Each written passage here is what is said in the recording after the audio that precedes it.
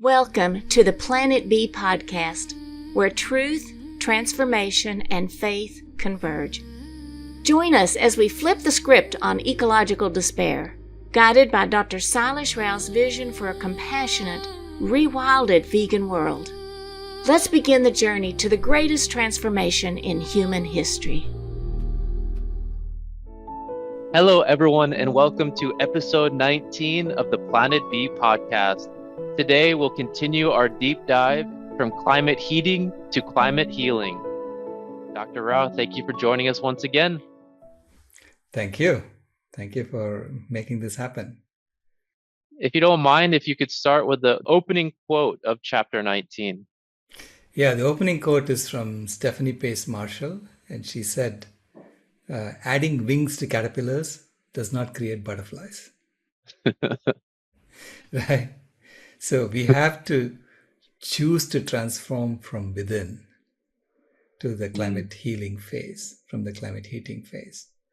So we have to first recognize that our notions of superiority, saying that all this technology we have created makes us so powerful.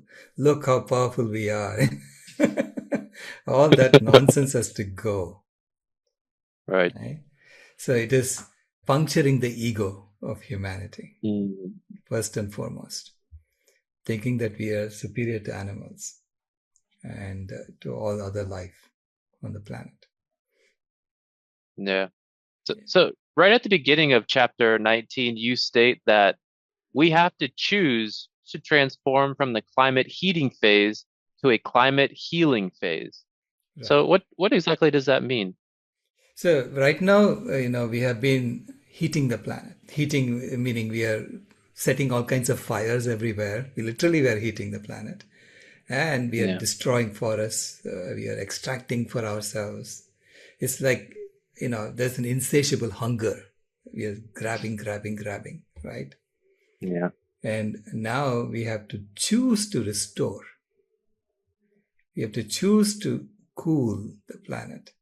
And we have to choose to stabilize the climate of the planet and choose to stabilize the life support systems of the planet. Why? Because we want this planet to be our permanent home. There's no other place to go to and create a home. And that too. I mean, I imagine, people saying, we're going to go create life support systems on Mars or life support systems on the moon. And you're starting from scratch. And you ask them why? Because this is destroyed. Can we not fix this? Isn't it easier to fix this than to go off somewhere else? Isn't that an absurd path to follow? Right? So we have to choose to want to fix this and to maintain it forever. Okay? And see this as a permanent home. And the animals as our fellow passengers on spaceship Earth. And in fact, they are the ones who wanted us to create homeostasis for planet Earth. So I say, start thinking of them as your boss. And so that's going from ego to eco phase. So there's an eco phase, which is where we are equal to all the animals, all the other beings. But before you get to the eco phase, I say you have to go through the seva phase. And seva means service, selfless service. Selfless service to the other life forms on Earth. Okay?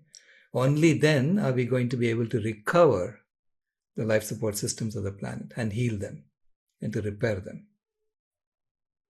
Right. Because if you look at the planetary boundary transgressions, the worst transgression is loss of biodiversity. Right? The loss of wild animals.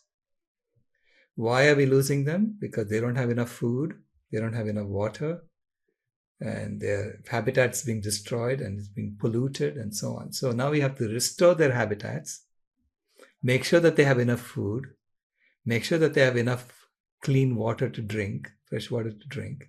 So we have to tell them we want you. Right. We want you to stay. We want you to be here with us. And that requires us to serve them, literally. Hmm. Right? So you're not here to take from them, you're here to give to them. Right. So we have to sort of undo the damage that we did. And that's what the savor phase is all about. Where you Right. serve the wild animals, where you bring back their habitats, we bring back, there was one waste treatment plant that I was touring. And it's a waste treatment plant for a city, right? They showed me how they treat the water. And at the end, they said, this water is drinkable, according to the USDA, the US Department of Agriculture. It's a drinkable water. Hmm. I said, so then why don't you feed it back to the drinking water system of your city? They said, no, we cannot do that. I said, why not? They said, because it's still full of pharmaceuticals and other chemicals. Oh dear. That they don't check. They only check for biological contamination. They don't check for chemical contamination. Oh dear. Right? So I said, okay, then what are you doing with it? They created a whole lake out of it, outside the waste treatment plant. And I said, why are you letting the birds drink that? If you wouldn't allow humans to drink that. So wild animals they're not getting filtered water. They're getting the polluted water from us. Right. We filter the water and drink it. So we have reverse osmosis, all kinds of things, to make sure that our water is healthy. But they're getting the water straight. And so this is why they're all dying. There are lots of reasons, but the water is not clean, the food is not clean, the food is not available, they don't have enough shelter, habitats are being taken away from them, and they're being killed, right? We are going around doing lethal conservation, which is we say there are too many deer, so we go and kill a bunch of deer. You'll be killing mothers, so the children don't have any mothers, and then they die. So nature always amplifies what you do, right? All right. So we have to now go and beg them to stay. So that's the savor phase. And that's what I see happening in places like Sadhana Forest. Sadhana Forest, they're not growing any food for human beings, because it's intended for wild animals. We are there to serve the wild animals. We are there to make sure that they have enough food to live on, they have drinking water to live on, and then they're happy and they'll keep coming back. And do you see that style of living and rewilding in conservation as being a model for Planet B, where that style would kind of be replicated around the world? Absolutely. I see that as the quintessential Planet B project, Sadhana Forest, So it's a project where you're restoring life, restoring wildlife. You're undoing the damage that happened. So could you take us through a little bit more about Sadhana Forest for people like me? I've never visited there. Give us a mental image of that style of living in the rewilding effort that they're doing. Yeah, it was barren land 20 years ago. And basically volunteers from around the world came together and they first created water retention structures. So they dug up lakes, so to speak, so that the rainwater would stay there. And then they planted native trees that used to be there. And they managed to get the first few trees growing. And then they built the soil in that area. A lot of the soil is built with human waste, by the way. And people who come to Sadhana Forest are all going to be vegan because they only serve vegan food, healthy vegan food, so that the waste from human beings is non-toxic. Right.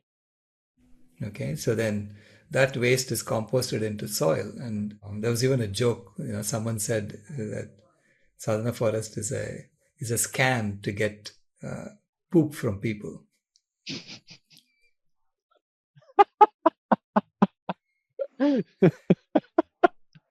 Right?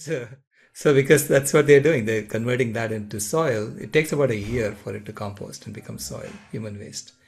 And that soil is used in restoring the forest.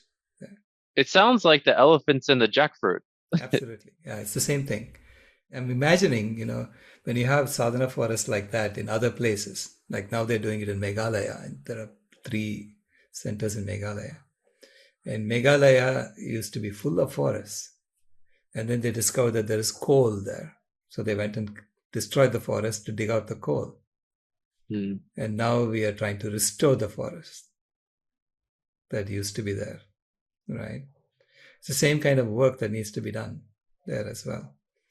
And so it's a project in which the wild animals are the ones you're serving. Mm. Right? They're not there to serve us. We are there to serve them. So the people who live in sadhana forest, they're not expecting luxury accommodations. So it's a comfortable place that you can sleep in, and it's got a nice kitchen where you can work together, and it's a community kitchen, and all the meals are eaten together. But the objective is to restore the forest. That's why they're there. Right? And people come and go. Some people come and stay for a couple of years. There are people who have been there for a long time too. But a lot of people come and go. They stay for a month, couple of months, and they volunteer.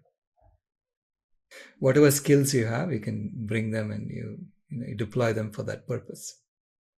So I imagine sadhana forests around the world. Right? Similar sadhana forests where you're restoring your local forests or your local mangroves or your local prairies that used to be there. So trying to restore the original ecosystems that used to be there so that the Earth's life support systems become stable again. Hmm.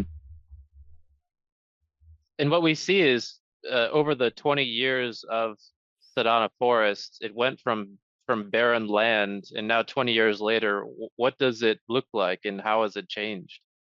It's lush green, and it's a great place to go live in, to stay in.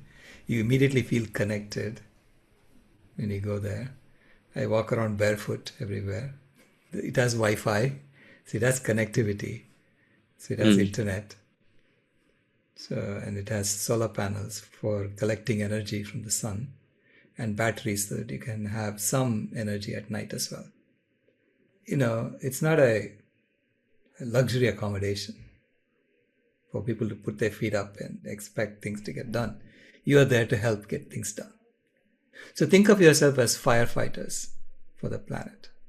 You're putting out the fire for the planet. Firefighters are not expecting, to live in a big mansion in between their bucket brigade duties. Yeah. And then the animals you mentioned as well. So from barren land, the forest has returned, lush green has returned in 20 years. Have the animals come back as well?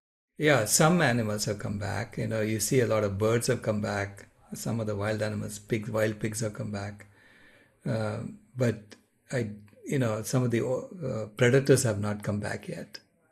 So yeah, it's a process, right? So you have to bring back the predators. So you create this balance. And as you grow this in the neighborhood. Now the water levels have come back in the villages surrounding sadhana forest. Wow. Water levels have increased by 15 feet, I think. So it's incredible what can happen in 20 years when you have this small dedicated group that is just focused on this rewilding effort. And then if you were to multiply that around the world, it's incredible how fast we could restore the ecosystems of this planet using this planet B systems approach. Absolutely. You have to systematically want that to be your objective function. You have to change the objectives of civilization to be not about extraction, but about restoration. All right. So we'll go into how you would do this systematically, in the following chapters. But basically, I'm saying that we need to use our systems know-how to understand why the system is behaving the way it is today, and to design new systems that behave the way they should if you want a thriving planet. So we must all agree that we want a thriving planet first. All right, and that kind of transitions into your Judy Carmen's concept of Homo ahimsa, which means kind hominid. So, could you share a little bit about that terminology? Yeah, it's right now we call ourselves the wise hominid, Homo sapiens, and our actions are nothing but furthest from wisdom that I've seen, right? Right. But we call ourselves the wise hominid. So it's complete misnomer, right? And it's a little bit like we are puffing out our chest, saying, "Look at us, look at who we are." Mm. But it's a phase that you go through. So you basically build up your strength. So we now have built up our strength, okay, to do our job. And now we have to become the kind hominid, Homo ahimsa, of Judy Carmen, in order to deploy our strength for the well-being of all life. That's so beautiful. That's such a great. I love that term, and I'm glad it just fits so well with everything related to Planet B. Judy wrote about that way back, in her first book, Peace to All Beings. She called it the transformation from Homo sapiens to Homo ahimsa. So now at the end of chapter 19, you highlighted that rewilding Planet B requires implementing 7 core shifts. Mm-hmm. So if you don't mind, we could go through these one by one. So core shift number 1 was to go from speciesism, colonialism, racism, ableism, and patriarchy to veganism and radical sacredness. So could you just share a little bit about that? Correct. Yeah. We have all these isms in our system. It's all about saying who is better than who. And speciesism meaning, humans are better than all the other animals. Yeah, so human life is worth infinitely more than all other life. Right? So silly. So that's the kind of valuation that we do on nature. Okay. I even disagree with putting value on nature. Nature is worth $7 trillion or whatever it is. Then you figure, so silly. I can't. Yeah, it's incredible. It makes so much sense too when you say it like that. Yeah. So it has to be radical sacredness. So radical sacredness meaning nature is priceless. There is no way you can put price on it. Okay. So don't even think about it. And you have to have that built into the system, this idea of radical sacredness. And all the other isms like, racism, colonialism, and patriarchy. It's all about seeing the other as different from us, and the other is always inferior to us. Right. Okay. So there is a privileged class and an underprivileged class. That's how we do this, right? Across. And then we treat the underprivileged class as if they were objects. We see them as body parts instead of individuals, So that's the kind of isms that we have in the current system. I'm saying we have to, our minds have to change, that we don't see that anymore. Right. And we have to see, all life as sacred. And veganism meaning we don't exploit them for any purpose whatsoever. That is so true. That's exactly where we need to go. So core shift number 2 is going away from a mindset of scarcity and moving towards a mindset of abundance. Correct. Yeah. So, and it's coded in the currency mechanism, the mindset of scarcity. So the system on planet A begins by telling you that it's a scarce world we are in. Right. Right. And I have some money. If you do what I tell you, then I will let you have some abundance, right? And so people figure out how to get money for themselves. And then they try to hoard it and keep it to themselves. And then they get scammed out of it. And it's this whole game, right? Yeah. That's the mindset of scarcity that drives us in this current system. So we have to have that mindset of abundance, meaning you are constantly being generous. Why? Because you know that there is more coming your way. So true. So that's the kind of currency system we are designing for Planet B, where, initially people said you don't even need any currency. But I said, we have to have some way of measuring our impact and measuring that we stay below certain threshold, right? And so that's why I say that that there's some measurement that needs to happen. That's the currency that we are talking about. And that has to be a currency that gives you a mindset of abundance. Meaning you're giving away things because you know that you're supported. All right. You're figuring out how to give away more of your gifts. That's wonderful. So culture shift number 3 is talking about moving away from a culture of consumerism and towards a culture of compassion. That's wonderful. Yeah. Culture of consumerism says that I don't have enough. I need more. Right? And we have a system that actually convinces you that you are less than who you are. So true. Yeah. Right? Constantly trying to tell you, hey, did you measure up to this ideal? Yeah. Or you haven't measured up to that ideal? Then you need this to get to that ideal, right? So there's a constant messaging that happens in the system to tell you that you are less than who you are. This actually goes back to the previous chapter, but we didn't mention it, was the advertising. That all is done very systematically through advertising on Planet A. Absolutely, yeah. And advertising is one of the primary activities of the corporations, right? Because if they don't advertise, they shrink and die. They're constantly trying to grow. And that's where the pathology comes in, when you are constantly trying to grow. So this is why the culture of consumerism has to change to a culture of compassion, where you're there to alleviate suffering, help others. And because you are already full, you don't need any more for yourself. So you have to be comfortable in your own skin. Living that way just feels so good too, because there's no greater feeling than helping someone, and in the end, that actually it helps yourself as well. Correct. It's a system of love and upliftment. Mm-hmm. Yeah, but you have to create a system around it, right? That's the right thing. Yeah, right. Because currently the system is dragging us down. And systems are human engineered.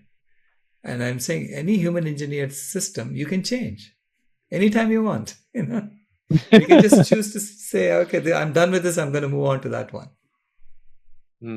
I choose that now. Right. Yeah. Okay. So course shift number 4. So moving away from a money-driven economy and moving towards a service-driven economy. Right. Yeah.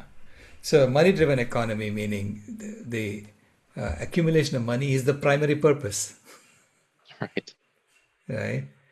And so that becomes the main game that you're playing today. Whereas money should be just a means to direct your resources and your gifts. Yeah. And it's all towards serving the whole.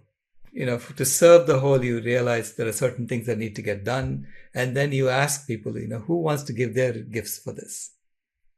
Right. And that's how resources get allocated. I mean, right now it's all about serving one or two people, right? A few people. Right? And that's where the pull is coming from.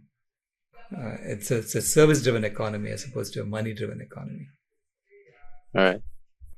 Okay, so course shift number 5 is moving away from diseases and divisions among humanity. So right now, in the system, it's diseases are nurtured in the system. And I'll give you examples, of how that happens. You're taught in schools to eat the wrong foods so that you will grow up to be a diabetes patient or a heart disease patient. So, and you are also, as a child, you're given candy at eye level in supermarkets. So everyone is trying Right. to con you into getting addicted to eating bad foods. Okay. So this is why people are becoming more and more unhealthy as time progresses. Diseases are nurtured in the system because that's the source of extracting money back from you. So think of this as a game, money game, in which those who are creating the money, they always create the money in the form of loans. They want it all back. And you are trying to cling to it. You're holding on to the money, right? And they want it all back. How do you get it back from someone who's hoarded it? Well, make them sick. Then they'll take it out of their wallet and give it to you. Doesn't sound very harmonious, if you ask me. It's not. Yeah. It's a game of competition and a game of figuring out how can I help my tribe survive over the other tribe. So there's divisions and diseases. That's what's being fostered in the current system in planet A. And I'm saying it has to be unity because why? We have one planet and we have a common purpose of restoring the life support systems on that planet and stabilizing it. Until you restore the life support systems and stabilize it, you better be united in that job, right? So we become like an engineering team who's doing that together. And so that's what we need to foster on planet B. That's beautiful. So course shift number 6 is to move away from death and cruelty towards animals and move towards love and kindness towards animals. Right. Yeah. If you watch the movie Earthlings and you see what is really happening to the animals that we raise and use. I mean, I watched that and I felt like I didn't want to belong to my species anymore. I wanted to disown my species. It was so bad. Yeah. Right? So the amount of cruelty that's happening, wanton cruelty that's happening to the animals. And, and then they're getting killed even as they're just babies who are getting killed. So, but our natural instinct is to love them, is to be kind to them. And I want that to become normalized. Right? That's what needs to be normalized on planet B. So there is nothing happening behind closed doors that you have to hide from children.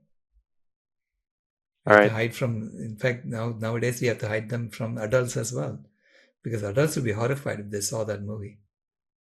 Yes. But a lot of adults know this and they don't want to watch it, right? Because they don't want to be disturbed by that. Course shift number 7 is to move away from death and pollution of the planet and move towards remediation and regeneration of the planet. Yeah. So I went through relationship between each other, then relationship with the animals. So how do you relate to the entire planet? Right now we see the planet as objects that we can exploit we can extract for money, for making money. So there's destruction and pollution of the planet that happens. So we see the planet as a bunch of resources that we can extract for making money, and then the waste from our industrial processes, we can throw it away. And the planet will somehow figure it out. Right? And the planet is now saying, I cannot handle this level of pollution. And I'm marinating in it, and I may die, and if I die, I'm going to take it down with me. Right. So we have to, the last step of changing from destruction and pollution to regeneration and remediation is essential for us to continue living on this planet. So that's the course, that's the last step that needs to happen. Course shift. All right. So Dr. Rao, I want to just add this question at the end because I think it's something that all of us as vegans we deal with, and it's a challenge for us. Is we interact with a lot of people that want to keep their heads in the sand. Like you mentioned how a lot of people, they don't want to watch Earthlings, and they, in a way, they don't want to know the truth. So what's the Yeah. best way to deal with some of these challenging situations that we face? Well, deal with them with compassion. Know All that, right. it is, they are scared and it Mm. is frightening what's happening, right? It's frightening. But we have the ones who have the good news. So The true. good news is that there is a way out. And it's a way out that's based on science. So we can show that systematically we can reverse this. There is a path forward. And that it's part of something much, much larger. Okay? Yeah. The earth has been in charge. So we have to tell that story. The earth has been in charge and she has done this through us. She has created homeostasis for herself. Whether we like it or not, she's going to have, either she's going to have homeostasis for herself or she's going to die with all of us dying with her, right? So Mm. she's going to die trying. Is there any final message you'd like to share as we wrap up chapter 19, from climate heating to climate healing? It's an inevitable transformation that we are going to undertake sooner or later. And I say the sooner we do it, the easier it will be for us. And so please come along as quickly as possible. You have no time to lose. Wonderful. Thank you so much, Dr. Rao. This has been episode 19 of the Planet B podcast. And thank you all so much for joining us. Episode 20 will be the core values transformation. Thank you all and have a wonderful day. We'll see you again. Bye. This has been a podcast from Planet B, where dinner doesn't involve denial. If you haven't moved here yet, we thank you for visiting.